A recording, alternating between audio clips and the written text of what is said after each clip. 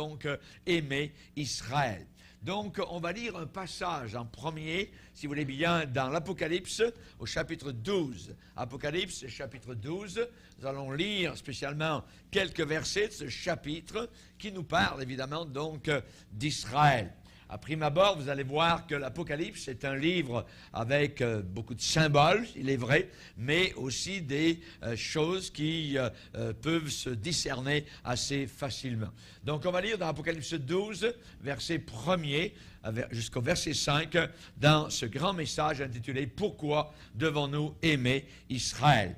C'est Jean, l'apôtre, donc, qui déclare « Un grand signe parut dans le ciel, une femme, notez bien, une femme enveloppée du soleil, la lune sous ses pieds et une couronne de 12 étoiles sur sa tête. Elle était enceinte et elle criait, étant en travail et dans les douleurs de l'enfantement. Un autre signe, voyez, un autre signe, paru encore dans le ciel, et c'est un deuxième. Voici, c'était un grand dragon de couleur rouge, ayant 7 têtes et 10 cornes, et sur ses têtes 7 diadèmes. Sa queue entraînait le tiers des étoiles du ciel et les jetait sur la terre. Le dragon se tint devant la femme qui allait enfanter afin de dévorer son enfant lorsqu'elle aurait enfanté. Elle enfanta un fils.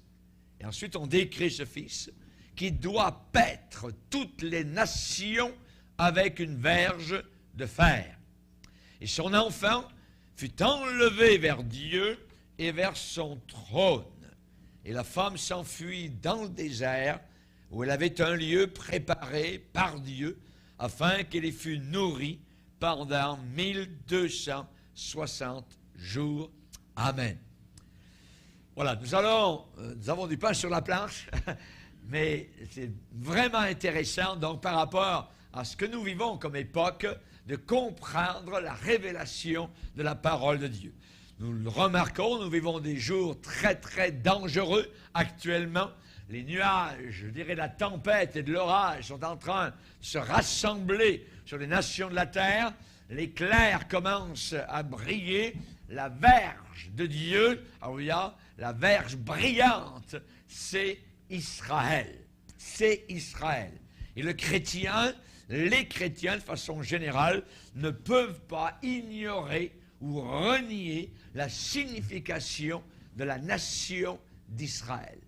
Ce que la nation d'Israël signifie. Si vous lisez la prophétie biblique, eh bien, vous allez découvrir très rapidement qu'Israël fait partie à 100% de toute la prophétie qui concerne l'avenir et le futur. Israël est très important. Et en vérité, aujourd'hui, il n'y a pas une seule journée à la radio, à la télévision, dans les journaux où on ne parle pas d'Israël.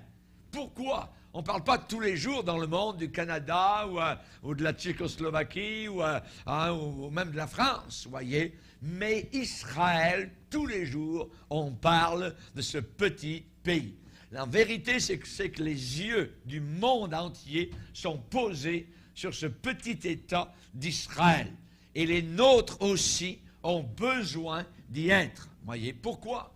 Parce que les Juifs, spécialement, eh bien, forment un peuple de destinée. Un peuple de destinée. Israël est un pays de destinée particulière. Et seulement Dieu, uniquement Dieu, le Dieu des Juifs et le Dieu des chrétiens, qui est le même, peut leur avoir accordé une telle faveur. Israël, c'est la jauge de Dieu.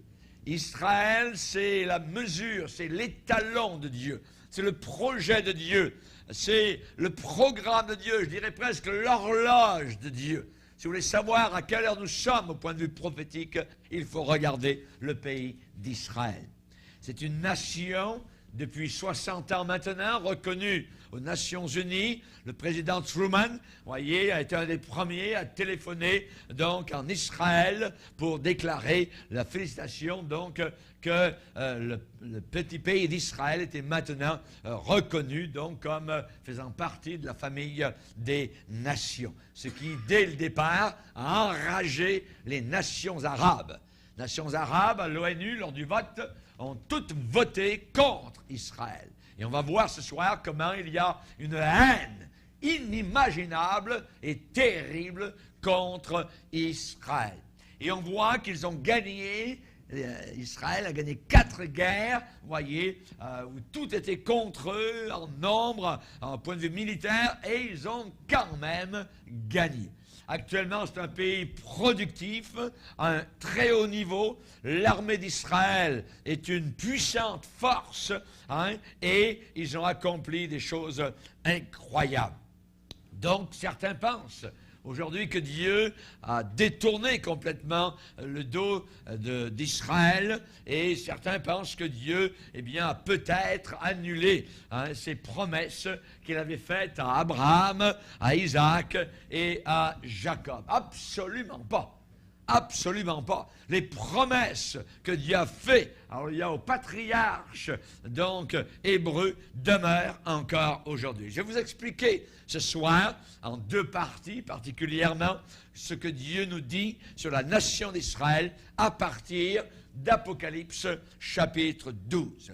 N'oublions jamais des choses à se rappeler que, premièrement, Jésus-Christ était un Juif. Jésus-Christ était un Juif qui a été élevé par des parents juifs. Il a été consacré au temple à Jérusalem le 8e jour, selon la tradition juive, voyez. Et le temple dans lequel il a été consacré était un temple juif, voyez. Il a été élevé dans son enfance à étudier les paroles de Moïse, la Torah, voyez, le Pentateuque, les 5 premiers livres spécialement donc de la Bible. Et il a étudié les prophètes d'Israël. Jésus-Christ est devenu ensuite, plus tard, un rabbi juif, un enseignant juif. Quand il est mort sur la croix, les brigands qui étaient l'un à droite et l'autre à gauche étaient des Juifs, voyez. Et il est mort, Jésus-Christ, avec une pancarte au-dessus de sa tête, écrite en 3 langues. Celui-ci est Jésus, le roi des Juifs. Des Juifs. C'était écrit en hébreu, c'était écrit en grec et en latin. Les 12 premiers disciples de Jésus étaient tous des Juifs, et ils ont porté l'Évangile aux gentils, aux goïms, que nous sommes nous, qui ne sommes pas juifs pour la plupart. Ce sont des Juifs qui nous ont apporté la bonne nouvelle. Merci Seigneur. La Bible que j'ai entre les mains est une Bible juive, du début à la fin. Elle a été écrite par des Juifs. Ce sont tous des Juifs qui ont écrit ce livre-là et qui nous ont dit, vous êtes mieux de croire, sinon vous ne serez pas sauvés. Que Dieu soit béni. Et Jésus-Christ lui-même leur a dit, allez par le monde entier, prêcher la bonne nouvelle. Celui qui croira sera sauvé, celui qui ne croira pas sera condamné. Nous allons voir donc spécialement qu'il y a eu une faveur particulière, spéciale, qui a été faite à Israël. Nous avons lu tout à l'heure dans Apocalypse, au chapitre 12, que Jean a vu un grand signe dans le ciel. Et il va déclarer en disant, c'est une femme enveloppée du soleil, la lune sous ses pieds et une couronne de 12 étoiles sur sa tête. Cette femme était enceinte et elle criait, voyez, étant en travail et dans les douleurs de l'enfantement. Maintenant, qui est cette femme? Femme étonnante, voyez, dans le ciel. Tout d'abord, ce qu'elle n'est pas. Cette femme n'est pas la Vierge Marie. La Vierge Marie catholique, qui souvent est démontrée donc en ayant sur sa tête une couronne de 12 étoiles, et avec une sorte de globe sous ses pieds, avec un serpent parfois donc qu'elle est en train d'écraser. Cette femme, dans Apocalypse 12, n'est pas donc Marie. Marie a donné naissance au Seigneur Jésus-Christ. Marie, il est vrai, doit être honorée parmi toutes les femmes, mais ces deux versets d'Apocalypse 12, 1 et 2 ne la décrivent pas. Ce n'est pas la Vierge Marie, ce n'est pas non plus l'Église, voyez, même si on en parle en des termes féminins, étant l'épouse de Christ, l'Église est l'épouse de Christ, ce n'est pas l'épouse de Christ ici. Pourquoi? Parce que la femme, dans ce passage, donne naissance à Jésus-Christ.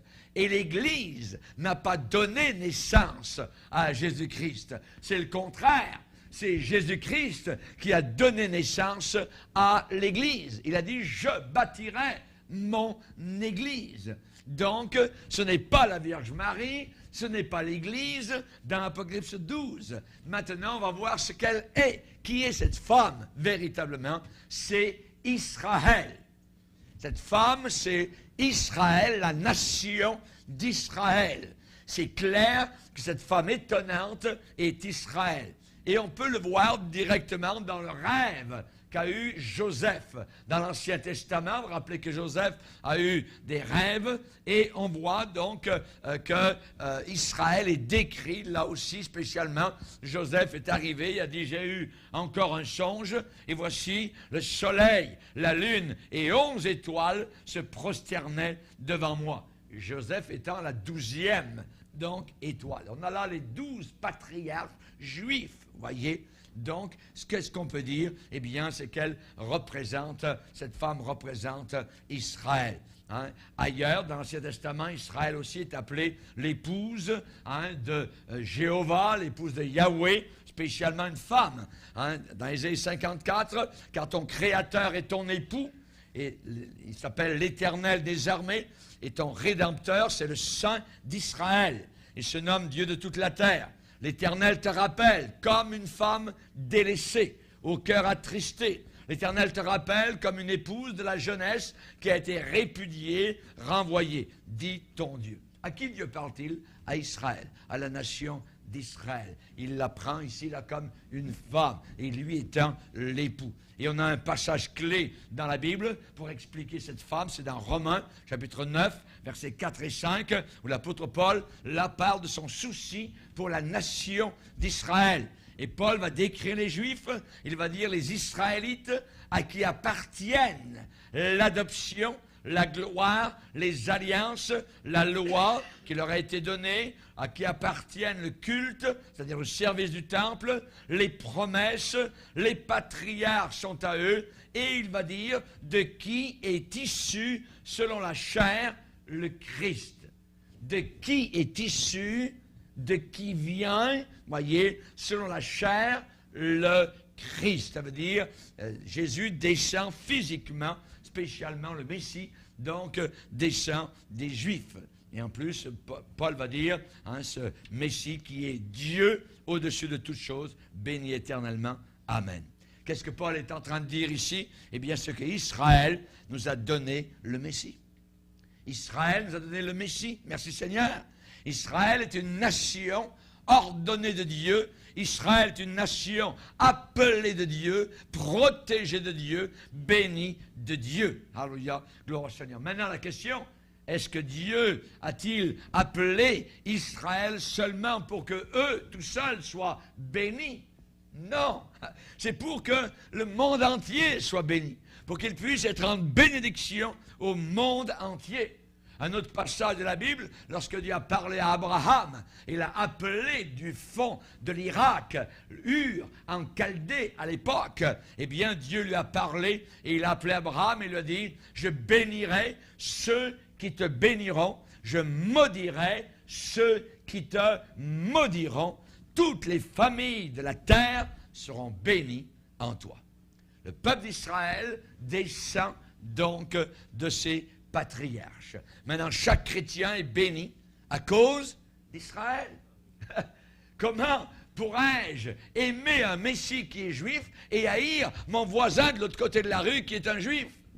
c'est la même famille, c'est impossible. Même s'il ne connaît pas encore Christ, même s'il ne reconnaît pas Christ, il y a du sang. Alors il y a juif dans ses veines. Je suis sauvé à cause des Juifs. Le salut vient des Juifs. Ma Bible est juive. Alléluia. Et que Dieu soit glorifié. Alléluia. Marie était une jeune fille juive. Nous servons un Messie qui est juif. Tous les apôtres, je le répète, étaient juifs. Et Jésus va dire dans l'évangile de Jean, chapitre 4, nous avons un salut qui nous vient des Juifs. Qui nous vient des Juifs. Alléluia. Et Dieu a fait en sorte qu'Abraham soit une bénédiction pour toutes les nations du monde.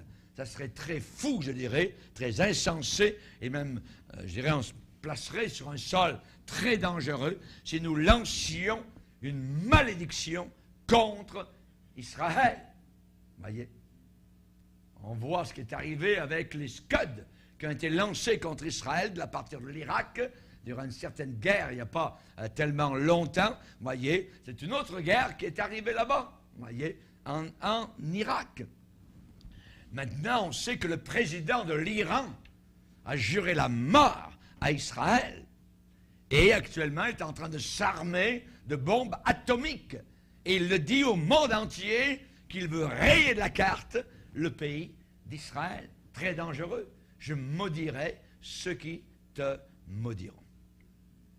L'Iran, en tant que nation qui maudit Israël, va elle-même être maudite. C'est ce que la Bible déclare. Lorsque Balaam a été acheté, payé pour maudire Israël, on se rappelle, c'est ce prophète de Dieu qui disait des choses très belles et très bonnes, mais à un moment donné a été payé par amour d'argent, est devenu un faux prophète. On lui a demandé de maudire Israël. Comment est-il mort? Il est mort dans le camp des ennemis. C'est le peuple juif qui l'a tué comme un vulgaire, je dirais, brigand. Chers amis, nous devons bénir ce que Dieu a béni. Nous devons aimer ce que Dieu a aimé. Nous devons prier pour Israël. Nous devons prier pour la paix de Jérusalem. Et Dieu a dit au sujet d'Israël, dans Deutéronome chapitre 7 et verset 6, « Car tu es un peuple saint pour l'Éternel ton Dieu. L'Éternel ton Dieu t'a choisi pour que tu sois un peuple qui lui appartienne entre tous les peuples qui sont sur la face de la terre. » Nos amis juifs sont en train d'apprendre actuellement une chose.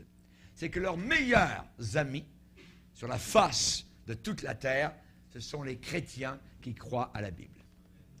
C'est eux qui sont les vrais amis d'Israël. Et Satan ne veut pas qu'ils sachent, évidemment, cela.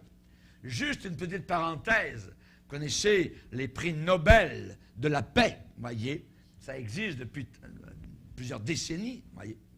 Dans les prix Nobel, les Juifs ont raflé 53% des prix Nobel d'économie. Juste les Juifs. Ils ont raflé 38% des prix Nobel de physique, 29% des prix Nobel de médecine, 28% des prix Nobel de chimie, 27% des prix Nobel de littérature. Einstein était un juif. Et il y a beaucoup de savants. Comment se fait-il, Harouya, qu'il y a tellement de savants, Harouya, parmi les juifs? Harouya. Ils sont à peine 13 millions, voyez, dans le monde entier, sur 6 milliards d'êtres humains sur la planète Terre. Et en Israël, actuellement, il y a environ 6 à 6 millions seulement et demi, voyez, de véritables juifs. Et pourtant, ils ont reçu une grande partie des récompenses internationales les plus prestigieuses. C'est assez drôle pour ce qu'ils forment. Ils sont environ 2/10 de 1% de la population mondiale. Et ils ont raflé des prix Nobel et des prix Nobel. C'est quelque chose. C'est le peuple de Dieu. Mais ils ont, premièrement, un ennemi. Un ennemi satanique. Il y existe un ennemi satanique d'Israël. Et l'Apocalypse, dans l'Apocalypse 12, elle nous donne évidemment des symboles d'une femme étonnante et en même temps d'un dragon effroyable, épouvantable, redoutable et terrible. Et Jean va dire, je vis un autre signe qui parut encore dans le ciel. C'était un grand dragon rouge, 7 têtes, 10 cornes, et sur ces têtes, 7 diadèmes.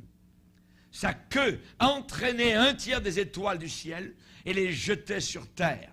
Et le dragon se tint devant la femme. N'oublions pas que c'est Israël, la femme. Le dragon, Satan, se tient devant la femme qui allait enfanter afin de dévorer son enfant quand elle aurait enfanté. Elle enfanta quoi? Un fils. Un fils. Quel fils? Qui doit paître toutes les nations avec une verge de fer. Et son enfant fut enlevé vers Dieu et vers son trône. Qui est ce dragon féroce?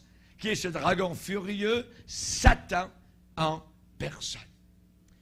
Rouge. Pourquoi est-il décrit de la couleur rouge? À cause de sa soif de sang.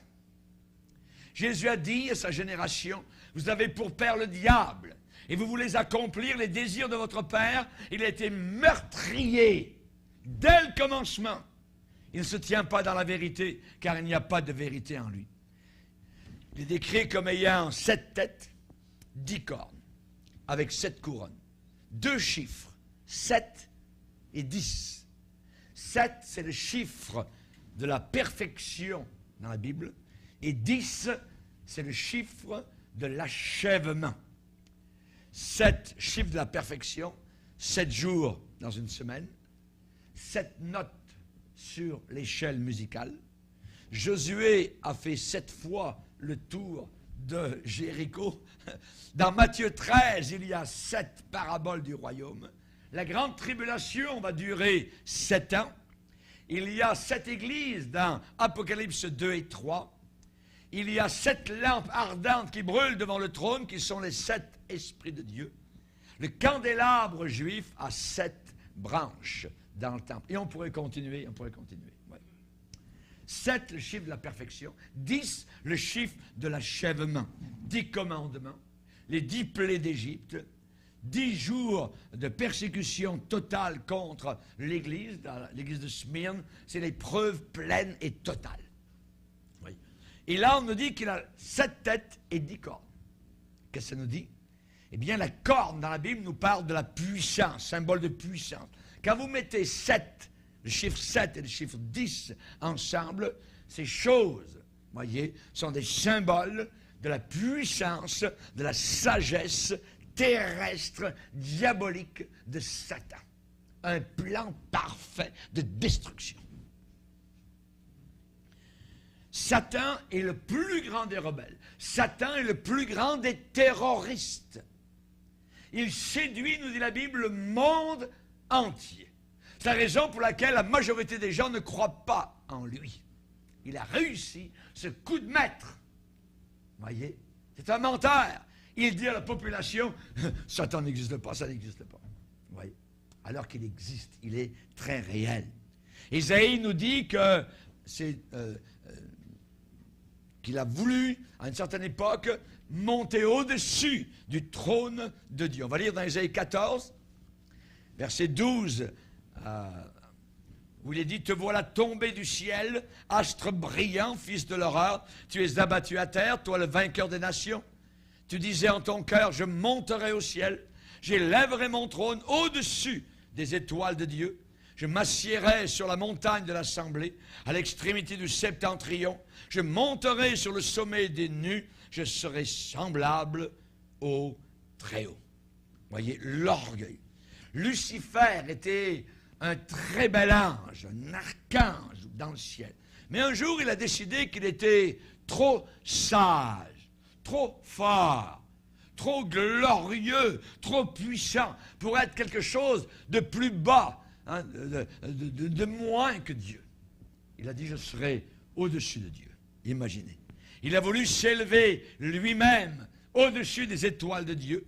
Et l'Apocalypse nous dit qu'il a balayé de sa queue un tiers des étoiles. étoiles représentent ici les anges. Il a mené une rébellion des anges de Dieu et il a réussi à avoir 1/3 des anges et 2/3 d'autres anges sont restés fidèles au Seigneur.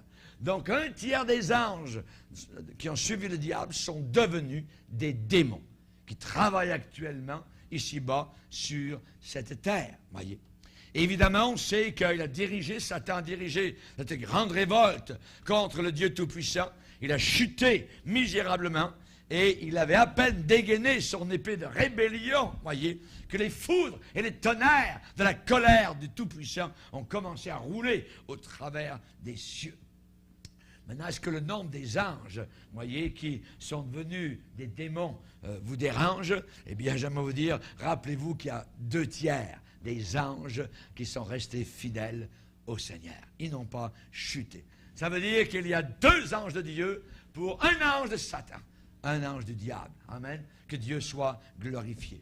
Dans Jude, au verset 6, on parle de eux et on dit les anges qui n'ont pas gardé leur dignité, mais qui ont abandonné leur propre demeure. L'apôtre Pierre va dire, hein, les anges qui ont péché et Dieu les a précipités dans les abîmes de ténèbres et les réserve pour le jugement. 2 Pierre, chapitre 2, verset 4. Chers amis, l'enfer éternel est destiné en premier, évidemment, à Satan et à ses démons. Jésus a enseigné cela au sujet de ceux qui seront condamnés au jugement final, à la condamnation finale. Ceux qui seront à sa gauche, le Seigneur va leur dire, retirez-vous de moi, maudits, allez dans le feu éternel qui a été préparé pour le diable et ses anges. Pour le diable et ses anges. Dieu n'a pas fait l'enfer pour vous. Amen. Dieu a préparé l'enfer, premièrement pour le diable et pour ceux qui suivent le diable, spécialement les anges du diable. Évidemment, si quelqu'un choisit de suivre Satan, alors c'est sa destinée, l'enfer, voyez. Mais la personne va y entrer comme un intrus, parce que l'enfer n'était pas destiné pour cette personne. L'enfer, au départ, était destiné pour Satan et ses anges. C'est vrai que Satan combat donc Israël, mais sa guerre ultime, la plus grande, elle est premièrement contre le Seigneur Jésus-Christ. Il mène une guerre terrible contre le Seigneur Jésus-Christ. Satan est littéralement anti-Christ. Il est contre véritablement le Christ. Voyez. Il n'est pas l'antichrist, mais il est anti-Christ. Voyez. Il aura un jour son homme à lui, hein, son Messie, le Messie de l'enfer, sur la terre.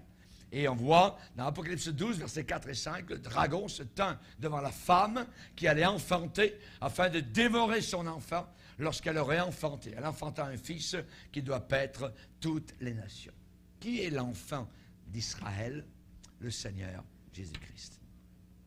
L'enfant d'Israël, c'est le Seigneur Jésus-Christ. Que veut faire Satan? Il veut détruire, il a toujours voulu détruire le Seigneur Jésus-Christ. Si tu es le Fils de Dieu, voyez, c'est ça. Il lance son attaque contre le Seigneur. Qui pensez-vous qui a influencé Hérode pour tuer tous les bébés dans la région de Bethléem, ces bébés de 2 ans et en dessous? Évidemment, c'était Satan. Satan a essayé de dévorer l'enfant dès que l'enfant fut né. Dès que l'enfant fut né, voyez. Le dragon se tint devant la femme qui allait enfanter afin de dévorer son enfant. Il s'est tenu devant Israël, le peuple d'Israël, pour dévorer l'enfant d'Israël qui est le Seigneur Jésus-Christ. Voyez. Mais Satan ne peut pas et ne pourra jamais stopper, arrêter le plan de Dieu.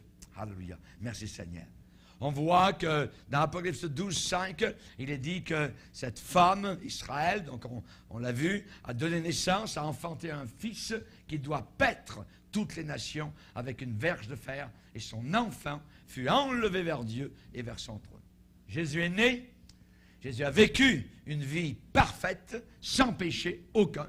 Il est mort sur une croix, il a été enterré, il est ressuscité du tombeau comme sauveur, vainqueur, victorieux, Alléluia, et il peut dire, maintenant j'ai vaincu et me suis assis avec mon Père sur son trône. Il est monté là-haut, dans les lieux très élevés, très hauts, sur les hautes collines de gloire, Alléluia, et quand il vivait, eh bien, il m'a aimé. Quand il était sur la terre, il t'a aimé. Quand il est mort, il m'a sauvé. Il t'a sauvé. Quand il était enterré, il a emporté tous tes péchés. Gloire à Dieu. Quand il est ressuscité, il nous a justifiés gratuitement pour toujours. Et un jour, bientôt, très bientôt, il va revenir. Quel jour glorieux ce sera. Alléluia. Merci Seigneur. Il y a deux choses que je veux que vous appreniez sur Satan. La première, il est anti-Jésus-Christ, anti-Christ. Et la deuxième chose, c'est qu'il est antisémite. Il est antisémite, il est anti-juif. Voyez, dès que vous entendez quelqu'un qui parle contre les Juifs, vous savez que cette personne est de connivence avec Satan. Satan est antisémite, voyez. Satan est Jésus-Christ et il est les Juifs. J'aime ce qu'il est et je hais ce que le diable aime. Amen. J'aime Jésus-Christ et j'aime les Juifs. Je me rappelle toujours au début de ma conversion, j'étais à l'aéroport, dans un aéroport à Athènes, et il y avait un groupe, une équipe, de sportifs juifs. Et je les regardais, j'étais un peu loin, et j'aurais voulu courir vers eux et tous les embrasser, parce que j'avais jamais autant aimé les Juifs que depuis que j'avais accepté le Seigneur Jésus-Christ dans mon cœur. Parce que je savais que le salut venait de leur pays, d'Israël. Merci Seigneur. Et si vous étudiez évidemment l'histoire du peuple de Dieu, le peuple juif, eh bien vous savez qu'ils ont supporté, et vont encore supporter, une très grande persécution inspirée par Satan. Ils ont enduré des atrocités terribles. Moi, personnellement, je voudrais que l'Église soit philo-sémite et non pas antisémite. Philo qui veut dire j'aime en grec. Alléluia. Philadelphie, alléluia, ça veut dire j'aime. Alléluia, les frères. Philéo, je suis un philosémite. On se rappelle comment les Juifs, quand on regarde leur histoire, les grandes persécutions, regardez sous Pharaon, déjà. Pharaon, déjà, a demandé que tous les bébés juifs, voyez, garçons, soient jetés, tués, dans le fleuve du Nil. Ils ont eu des grandes persécutions sous Nebuchadnezzar. Plus tard, Alexandre le Grand. Rappelez-vous, Haman, du temps d'Esther, a voulu balayer toute la nation juive. Un homme inspiré par Satan. Néron, l'empereur romain, voyez, les a persécutés. L'empereur Claude, l'empereur romain, les a chassés littéralement de la capitale, donc de Rome, à une certaine époque. Il y a eu Titus, Adrien, 1 million de Juifs ont été tués littéralement en l'an 70 après Jésus-Christ, lorsque le temple en Israël a été détruit par les Romains. 1 million de Juifs ont été égorgés, imaginez. Ensuite, il y a eu l'Empire ottoman, les Turcs.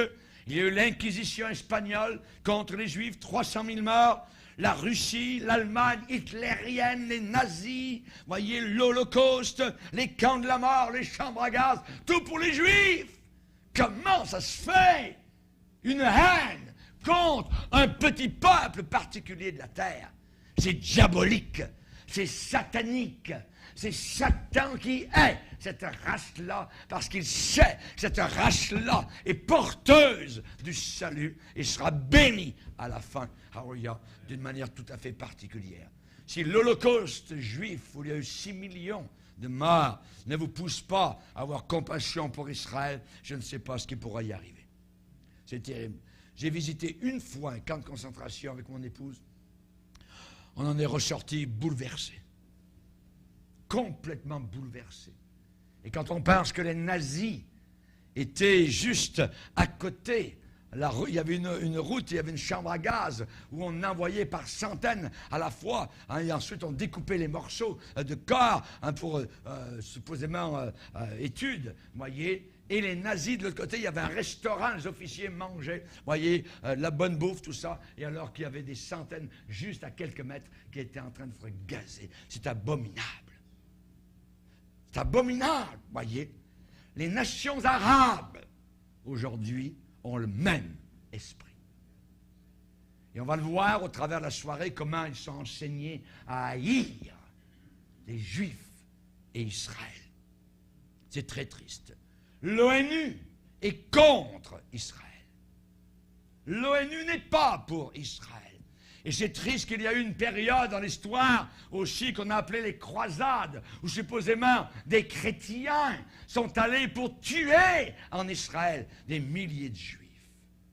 Mais c'était des païens qui s'appelaient simplement des catholiques. Je me rappelle avoir vu dans le sud de la France un musée à Carcassonne, une vieille ville, hein, et là où il y a un musée de l'Inquisition. Et j'ai regardé ensuite, à la sortie du musée, un livre où les gens écrivaient ce qu'ils pensaient. Et juste avant moi, il y avait quelqu'un qui avait marqué « À partir d'aujourd'hui, je ne suis plus du tout fier d'être un catholique romain. » C'est abominable. Des millions et des millions de personnes ont été tuées entre les mains des catholiques. Chers amis, quand vous pensez à la petite nation d'Israël aujourd'hui, qui sont environ 6 millions de Juifs, entourés par environ 250 millions d'Arabes. Un jour, nous sommes passés à Paris avec mon épouse à côté d'une librairie islamiste. Il y avait dans la vitrine une carte du Moyen-Orient. J'ai cherché Israël, ça n'existe pas. Ça n'existe pas. Il n'y a pas Israël, il n'y a aucune ville, c'est pas écrit, ni Jérusalem, ni il y a aucune ville, ni Beersheba. Ça n'existe pas. Il y a une haine. À leurs yeux, Israël n'existe pas. Voyez, il n'y a pas de pays d'Israël, parce qu'ils ne reconnaissent pas l'existence d'Israël. Dernièrement, lorsque nous sommes allés en Afrique, au Congo, nous avons pris une compagnie aérienne de Londres au Kenya. Et durant tout le long du voyage, on nous montre où se trouve l'avion. Il y a des villes. On passe au-dessus de l'Italie, on monte la ville là-bas, mais au loin, l'Espagne, telle ville, Madrid, vous êtes là, tout ça, on voit où on va. Ensuite, un peu plus loin, on arrive à Libye, tout ça, sur le désert, tout ça. Et ensuite, on va un peu plus loin, il nous montre la Turquie, tout ça. Il nous montre même la Jordanie, la capitale, Amman. Mais rien sur Israël. Rien sur Israël. Ça n'existe pas à leurs yeux. On n'a pas montré la ville de Tel Aviv ou quoi que ce soit. Non. Ils montraient Amman en Jordanie, ils montraient l'Égypte, les villes de Turquie, les villes de Libye, mais pas aucune ville d'Israël. La plupart des nations arabes souhaitent qu'Israël n'existe pas. Et ils seraient très heureux de voir Israël pousser dans la mer, n'existant pas. Actuellement, il y a 57 nations islamistes qui forment 1,3 milliard de personnes. Lisez avec moi un psaume, psaume 83.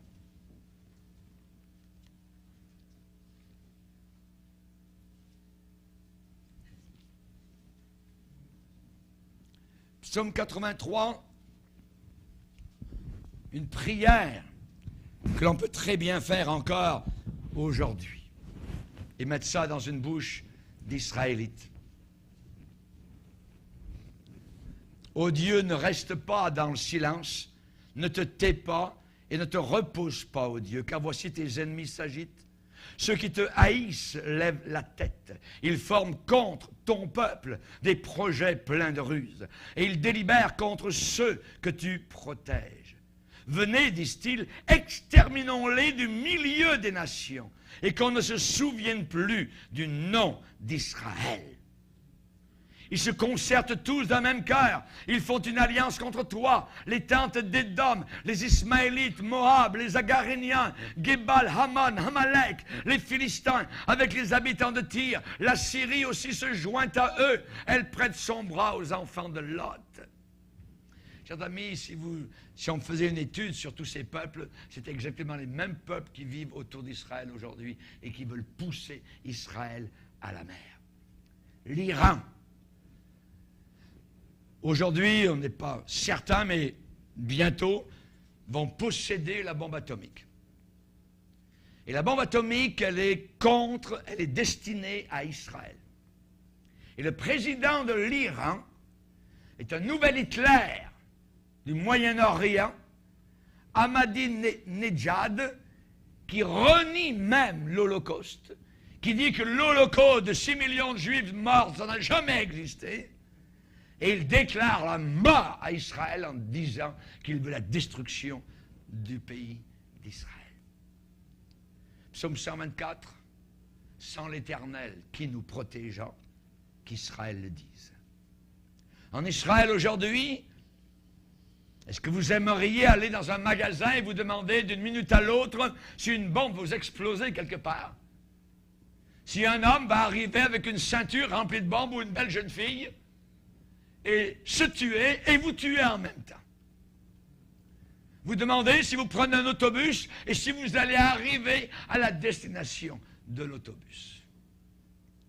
J'aimerais vous citer ce qu'une mère musulmane a déclaré après qu'elle a appris que son propre fils avait réussi à se suicider en faisant éclater une bombe qui a tué son propre fils et 10 juifs. Je cite ce qu'elle a déclaré. Ça a été cité dans Harper Magazine en 2005 par le reporter qui s'appelle Stanley Fish. Cette femme a déclaré « C'est parce que j'aimais mon fils que je l'ai encouragé à mourir de la mort de martyr pour l'honneur d'Allah. » La djihad, c'est la guerre sainte contre les infidèles, est une obligation religieuse qui nous est demandée, dit-elle, et nous devons l'accomplir. J'ai sacrifié mon fils, qui s'appelle Mohamed, comme quelque chose qui fait partie de mes obligations. J'ai prié et j'ai demandé à Allah de me donner 10 Israélites pour mon fils Mohamed. Et Allah a accordé ma requête. Et mon fils Mohamed a vu son rêve se réaliser en tuant 10 colons soldats juifs. Notre Dieu l'a honoré, même encore plus que ce qu'il avait demandé, parce qu'il y a eu beaucoup d'Israélites blessés. Quand on lit ça, notre cœur souffre. Notre cœur saigne devant cette mer, devant un raisonnement si tordu. C'est le même esprit qu'avaient les islamistes aux commandes des avions contre le World Trade Center et les bâtiments du gouvernement à Washington le 11 septembre 01. C'est le même esprit qu'avaient les tueurs à Bali, où il y a eu plus de 200 morts dans une discothèque en Indonésie au début des années 2000. Et lorsqu'on les a exécutés, c'était 3, ils n'avaient aucun remords. Pas du tout. Pourquoi? Parce que pour eux, il y a 72 vierges qui les attendent là-haut dans le ciel. Ils ont gagné leur ciel en tuant des infidèles.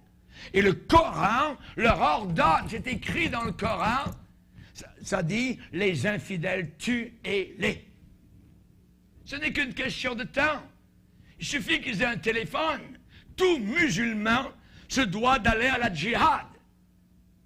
Et c'est la raison pour laquelle, aujourd'hui, on n'a pas besoin de venir, ils sont déjà parmi nous. Et ils peuvent maintenant, aux États-Unis, avoir simplement des bombes atomiques, simplement les petites mallettes, et faire sauter des villes de 1 million, 2 millions d'habitants. Et ils sont heureux, ils sont fiers. Rendez compte le système tordu à l'intérieur de leur tête. C'est terrible, aucun remords. Même s'il y a une peine capitale, voyez, par les tribunaux indonésiens, on les a interviewés dernièrement, les 3 qui ont été condamnés à mort. J'en étais très content. Vous n'avez pas de remords, jamais de la vie. Ils sont enseignés dès qu'ils sont enfants à la haine, à la violence dans leur cœur. N'oublions pas que le dragon diabolique s'appelle Satan. Satan est anti-Christ et il est antisémite, anti-juif. On va parler maintenant du combat d'Israël. On va aller un peu plus loin dans Apocalypse 12. Apocalypse 12, verset 6. Il dit, et la femme, c'est Israël, s'enfuit dans le désert, où elle avait un lieu préparé par Dieu, afin qu'elle ait fût nourrie pendant 1260 jours. Pendant les 3 ans et demi de la fin de la grande tribulation qui va durer 7 ans. Et il y eut guerre dans le ciel, guerre. Michel et ses anges combattirent contre le dragon. Et le dragon et ses anges combattirent.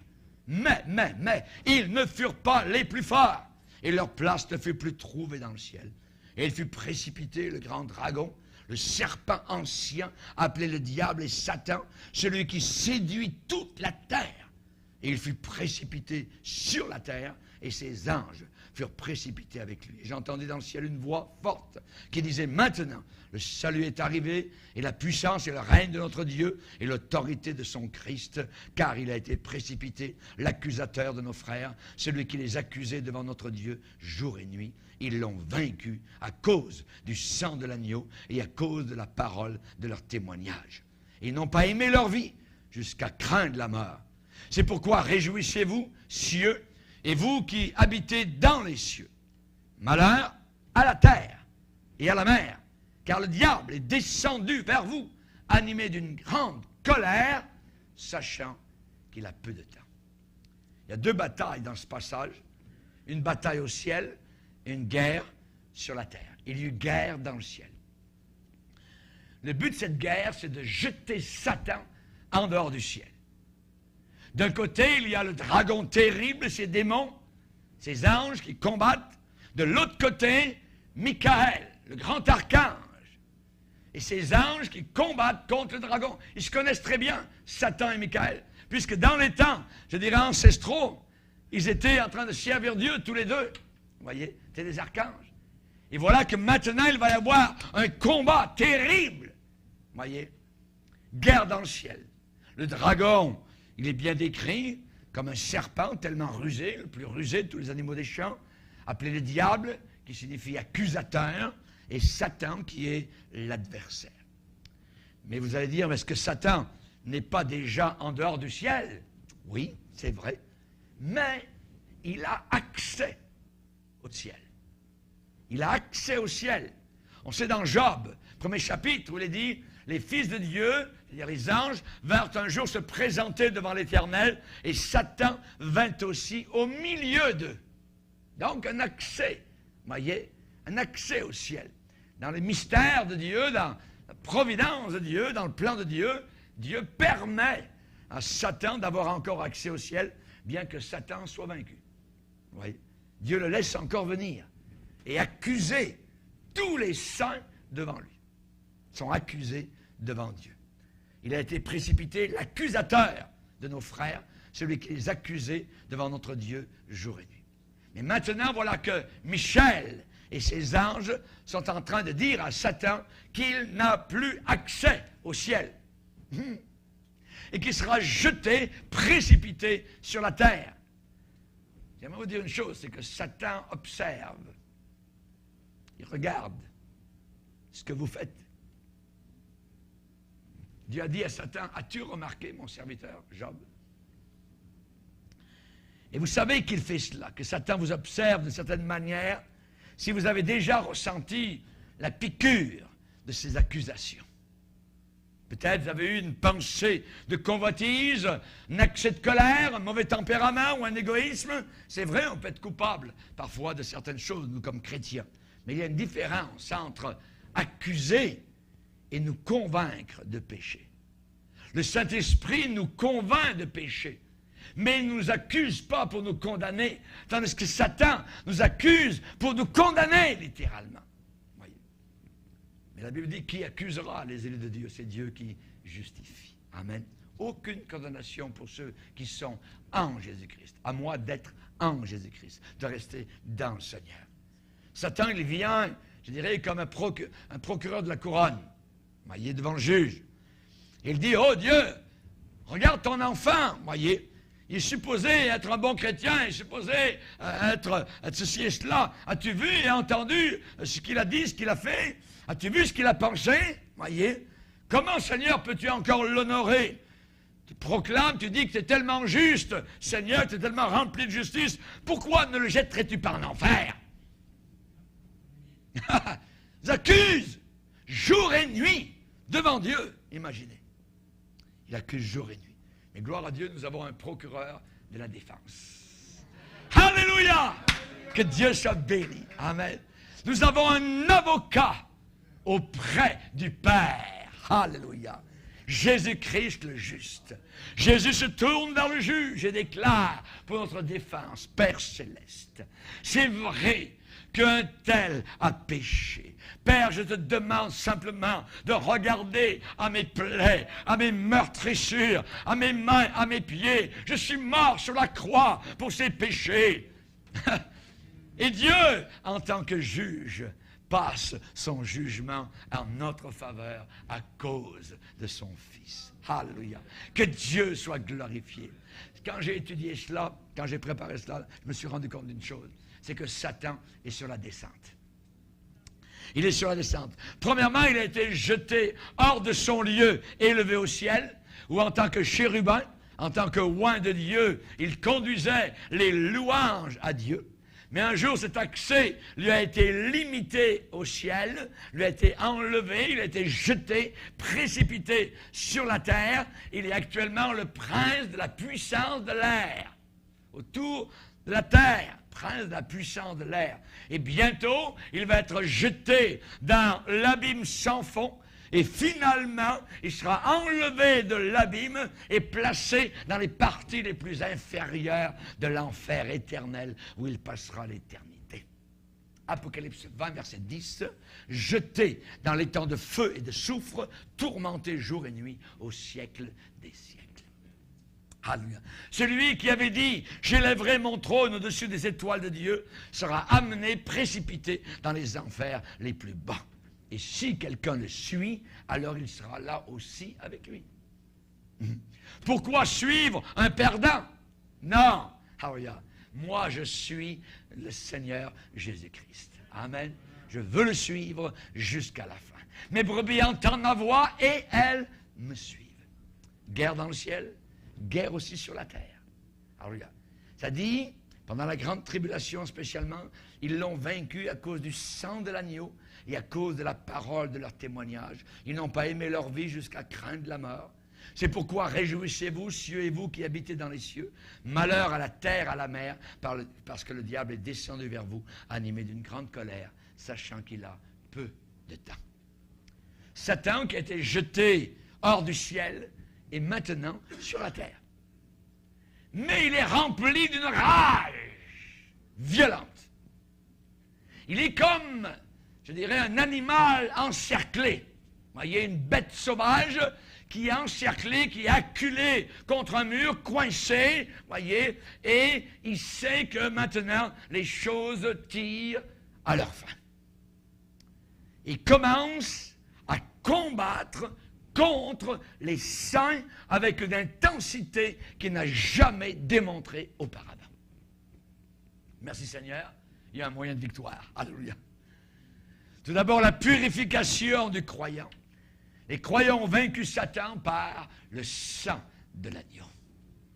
Ils n'ont pas vaincu Satan par le pouvoir de leurs pensées positives. Ils n'ont pas vaincu Satan par les thérapies de ceci ou de cela. Ils ont vaincu par le sang de l'agneau. Le sang de Jésus. Jésus a gagné la victoire sur la croix du Calvaire. Et en envisageant face à face la croix, Jésus-Christ a dit, maintenant a lieu le jugement de ce monde. Le prince de ce monde sera jeté dehors. Alléluia. Et Jésus disait, je voyais Satan tomber du ciel comme un éclair. Amen. Le dos de Satan a été cassé à la croix. A été cassé à la croix. Il marche penché maintenant. Voyez. Alléluia, gloire à Dieu. Et depuis là, depuis la croix, Satan est en train de naviguer sur un navire qui coule. Il est en train de naviguer sur un bateau qui sombre, sur une embarcation qui fait naufrage. Satan règne sur un royaume qui est condamné, sur un domaine qui est totalement voué à l'échec. C'est le sang de Jésus qui nous donne la victoire, qui nous purifie. Croyez-vous cela? Alléluia! Le sang de Jésus nous purifie de tout péché. Allez-vous vaincre Satan?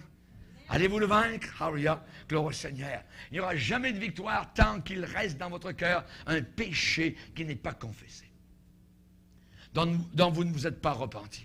Vous pouvez autant essayer de bouger le rocher de Gibraltar que d'essayer de jeter des balles de neige contre Gibraltar, que d'essayer de vaincre Satan en ayant du péché dans votre cœur. Jamais. Vous serez vaincu à chaque fois. Est-ce que vous gardez dans votre vie un ressentiment? Est-ce que vous gardez dans votre vie une amertume, une convoitise, une habitude mauvaise que vous savez vraiment être péché? Voyez, il faut amener cela sous le sang purificateur de Jésus-Christ. Amen. Vous pouvez être aussi propre que neige blanche qui vient de tomber en vous repentant et en réclamant le sang de Jésus-Christ pour votre pardon. Ne donnez pas accès au diable. Amen. Ensuite, on a la victoire sur Satan spécialement par la parole de notre témoignage. Il faut savoir ce que nous sommes. Il faut savoir témoigner. Témoigner. Savez-vous que votre témoignage est une arme puissante pour vaincre le diable? Quand vous témoignez ce que Jésus-Christ est dans votre vie, vous êtes en train de jeter de l'eau sur le feu de Satan qui essaye de vous noyer. La Bible dit que le dragon fut irrité contre la femme et s'en alla pour faire la guerre au reste de sa postérité, à ceux qui gardent les commandements de Dieu, à ceux qui ont le témoignage de Jésus. Il est l'agneau qui est mort pour nos péchés. Il est le lion actuellement qui règne et qui dirige. Quand Satan vient contre vous, témoignez, dites, dites, confessez ce que Jésus a fait au calvaire. Le tombeau est vide. Dites ce que vous êtes en Jésus-Christ. Une nouvelle personne, sauvée par sa grâce. Dites-lui que quand Jésus-Christ est mort, vous aussi vous êtes mort. Quand il a été crucifié, vous avez été crucifié avec lui. Quand Jésus a été enterré, vous aussi vous étiez enterré. Quand il est ressuscité, vous aussi vous êtes ressuscité. Quand il est monté au ciel, vous êtes monté au ciel. Quand il a été reçu au trône de gloire, vous avez été reçus. Quand il s'est assis dans les lieux célestes, vous êtes assis avec lui sur son trône. Vous êtes rachetés, sauvés, acceptés. Vous êtes lumière, vous êtes rendus forts, vous êtes puissants. Alléluia, par le Seigneur Jésus-Christ. Alléluia. Et le troisième moyen pour le vaincre, c'est le courage du croyant. Ils n'ont pas aimé leur vie jusqu'à craindre la mort. Jusqu'à craindre la mort. L'époque des martyrs n'est pas passée. Il y a eu plus de martyrs au XXe siècle que tous les siècles auparavant. Plus de 100 millions de chrétiens ont été massacrés. Rendez-vous compte? Le XXe siècle, ils n'ont pas aimé leur vie en face de la mort. Quelle est l'attitude d'un vrai martyr? Les islamistes ont pris le mot martyr et l'ont tordu complètement. Ils l'ont pris aux chrétiens. Un martyr chrétien n'est pas quelqu'un qui se venge, quelqu'un qui tue les autres. Non, pas du tout. Pas du tout. Ces gens-là, nous les martyrs chrétiens, ils continuent d'aimer Jésus-Christ même s'ils doivent mourir. Et si leur témoignage coûte leur vie, ils peuvent dire, je vais continuer à aimer Jésus et à le suivre. Alléluia. Amen. Rien ne pourra vous nuire, a dit le Seigneur. Ne craignez pas ceux qui tuent le corps et qui après cela ne peuvent plus rien faire. Nous les croyants, nous sommes quand même protégés, souverainement. Alléluia. Quand vous êtes dans le centre de la volonté de Dieu, votre travail ne manquera jamais de provision de Dieu et de la protection du Seigneur. Amen. Que Dieu soit béni. Nous allons nous arrêter là, alléluia, et nous allons continuer tout à l'heure. Alléluia. Il y a tellement de stock, tellement de choses merveilleuses à apprendre, à savoir. Alléluia. C'est formidable et c'est la parole de Dieu qui nous apporte la vie. Que Dieu soit béni.